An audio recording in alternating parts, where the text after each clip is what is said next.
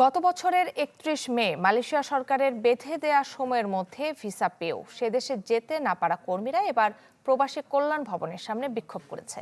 Malaysia যেতে সরকারকে চাপ দিতেই তাদের এই কর্মসূচি। এদিকে আটকে পড়া কর্মীদের মার্চ এপ্রিলের মধ্যে পাঠানোর আশ্বাস দিয়েছেন প্রবাসী সচিব।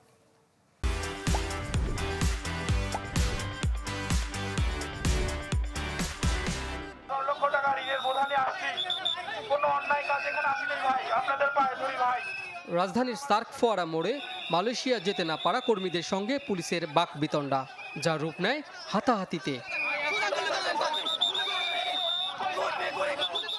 পুলিশ একদিক থেকে সরিয়ে দিলে অন্যদিকে সড়ক অবরোধ করেন তারা। পরে বল প্রয়োগ করে তাদের সরিয়ে দেয় পুলিশ।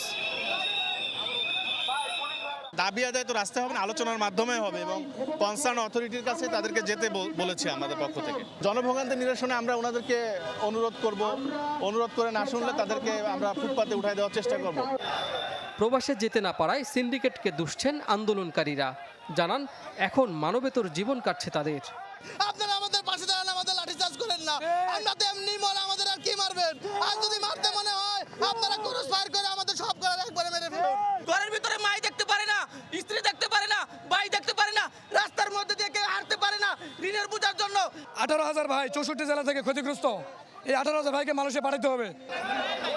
সার্ক ফোয়ারা থেকে সরিয়ে দিলে দাবি আদায়ে আন্দোলনকারীরা এক পর্যায়ে অবস্থান নেন প্রবাসী কল্যাণ ও বৈদেশিক কর্মসংস্থান ভবনের সামনে। এ বিষয়ে সংশ্লিষ্ট দপ্তরের সচিব জানান, মালয়েশিয়া সরকারের সাথে এ বিষয়ে আলোচনা চলছে। শিগগিরই সব কর্মীকে পাঠানো হবে। যেভাবে আলোচনা চলছে খুব বেশি দেরি হবে না। আমরা আশা করছি যে এটা ফেব্রুয়ারিতেই আশা করছি আমরা মোডালিটিটা ঠিক করতে পারবো। আশা করি মার্চ এপ্রিল নাগাদ আমার মনে হয় যে আমরা ব্রেক থ্রু করতে পারবো। তবে 20 ফেব্রুয়ারির মধ্যে মালয়েশিয়া পাঠানোর ব্যবস্থা না হলে কঠোর আন্দোলনের হুঁশিয়ারি দিয়েছেন কর্মীরা। কাজী ফয়সাল, চ্যানেল 24, ঢাকা।